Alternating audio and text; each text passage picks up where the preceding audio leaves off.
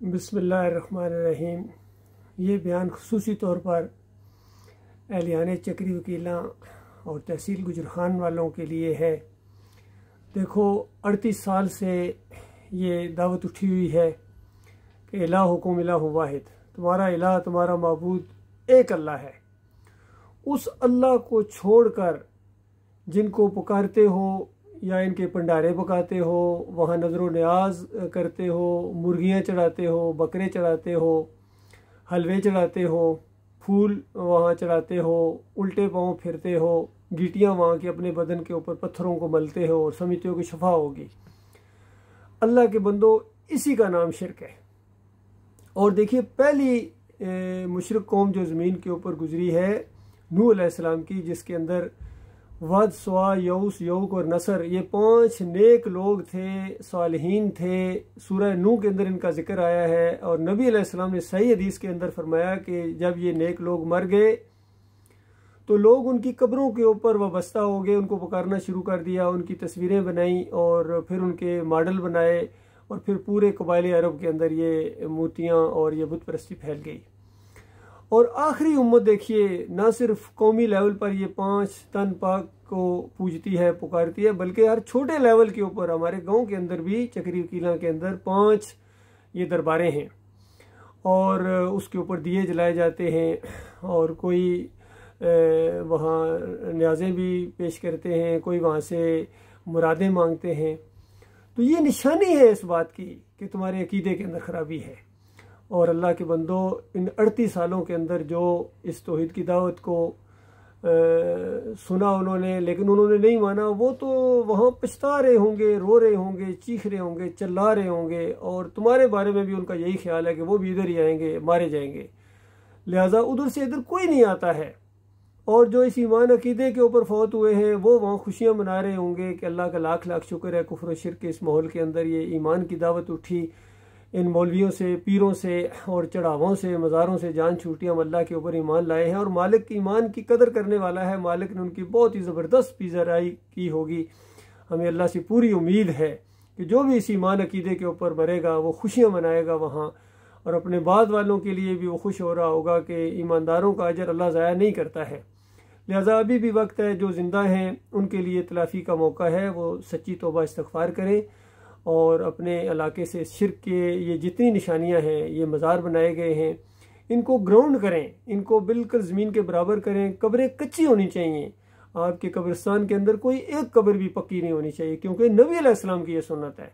जो नबी अलैहिस्सलाम का मानने वाला है, आखिरी नबी मोहम्मद सल्लल्लाहु अलैहि वसल्लम का सच्चा उम्मती है, वो तो नबी अलैहिस्सलाम की बात को मानेगा।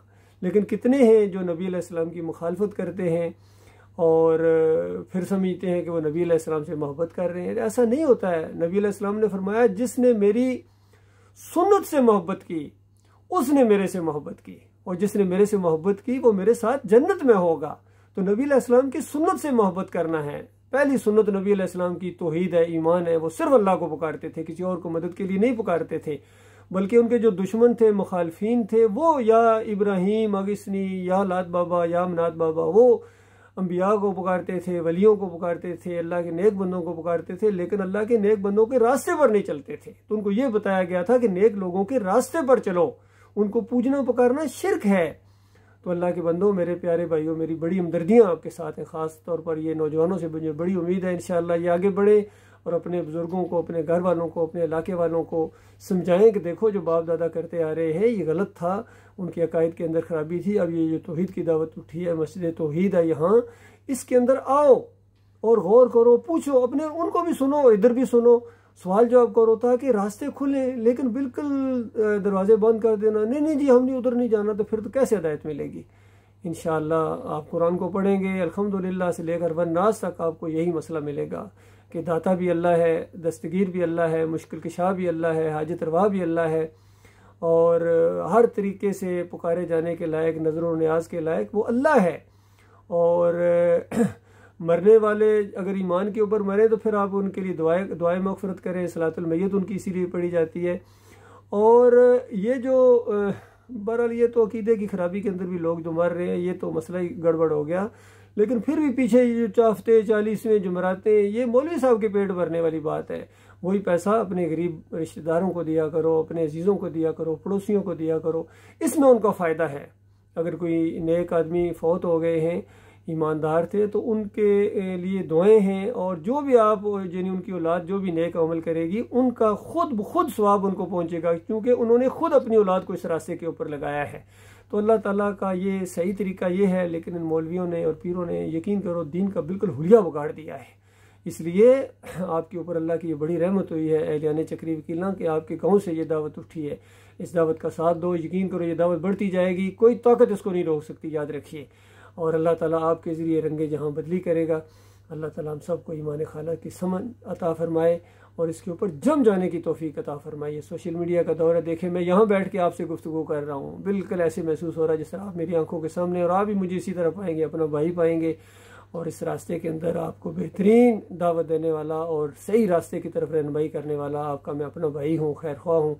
अल्लाह ताला हमें ईमान के ऊपर ज़िंदा रखे और ईमान ही की वजह से हमारी दोस्तियाँ हों और ईमान ही की वजह से जिएँ और ईमान ही की वजह से मरें। अल्लाह जानता है ये अल्लाह का रास्ता है, ये ईमान का रास्ता है, ये फलाह का रास्ता है, ये निजात का रास्ता है।